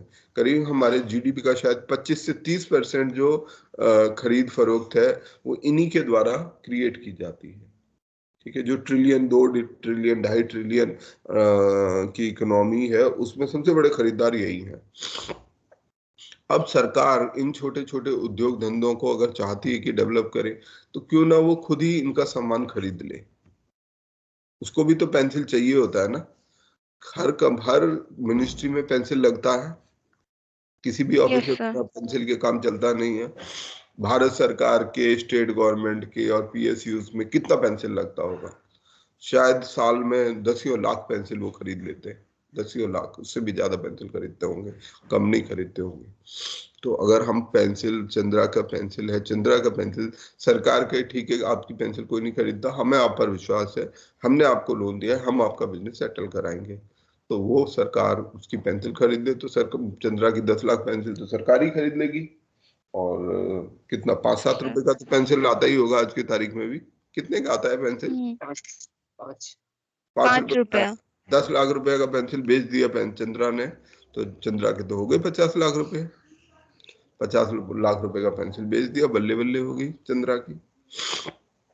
तो इसी काम के लिए सरकार ने ये एक स्कीम है जिसे एमएसएमई संबंधन संपर्क है, कि जो गवर्नमेंट का पब्लिक प्रिक्योरमेंट है वो एमएसएमई से बाउंड तरीके से किया जाए। कुछ शेयर, करीब 25% of annual share, 25% of annual share वो एमएसएमई कंपनी, छोटे उद्योग धंधों से, जैसे चंद्रा की कंपनी है उस तरीके के बिजनेस से ही वो खरीदेगी। ये उसका कमिटमेंट है, उसने ये गोल फिक्स किया है कि ये पहले से है, पुरानी पॉलिसी है, उसको रीनेम किया गया है संबंधन संपर्क। ये पुरानी नीति है कि इनसे खरीदा जाएगा। इसमें भी उसने एक और एडवांटेज दिया है कि वो खरीदते समय उसके अंदर एक सब टारगेटिंग भी है कि विमेन से, एससी एसटी से फर्दर इस 25% का 20% वो विमेन एससी एसटी से खरीदेगी। तो ये एक दूसरी स्कीम है इसी के अंदर में। तो एनुअल परचेज की ये जो संबंध स्कीम है, इसका कोई भी हमारा जो एंटरप्रेनर है डिफेंस के अंदर में, तमाम मिनिस्ट्रीज के अंदर में, आप छोटा से छोटा हिस्सा भी बेचने लगिए तो बहुत आप बड़ी सप्लाई कर सकते हैं। रेलवे परचेजर है, डिफेंस है, पीएसयू जितनी बड़ी बड़ी है, ये सभी परचेज करती हैं।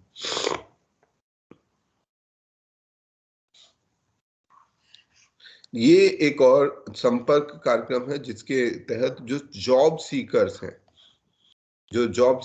जो इन टेक्नोलॉजी सेंटर से निकलते हैं, वो रिक्रूटर्स के साथ डायरेक्टली कांटेक्ट में आते हैं और एक टैलेंट पूल बनता है। इस ट्रेनिंग के जरिए से आप आगे क्वालिफाई कर सकते हैं, आप आगे जा सकते हैं।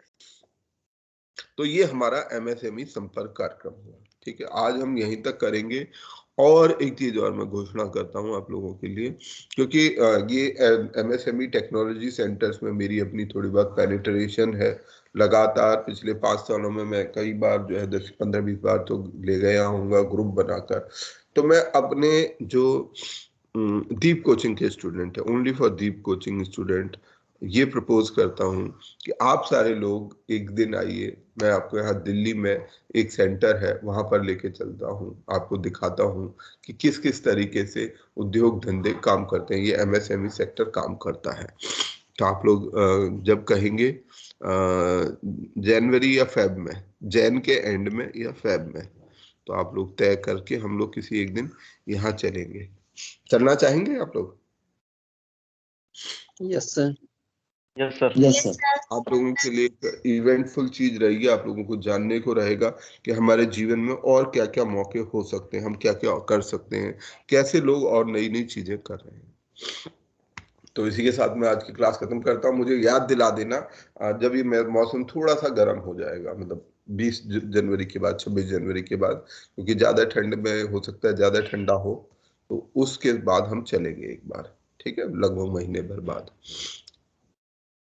तो मुझे याद दिला देना 15 दिन पहले, तो मैं वहां बात करके रखूंगा, फिर हम लोग एक साथ ग्रुप में चलेंगे। ठीक है, चलो, okay, thank you sir. Thank you bye. Sir. Thank you good sir. Day sir. Thank thank you, you sir, thank you. Thank you, sir. Bye.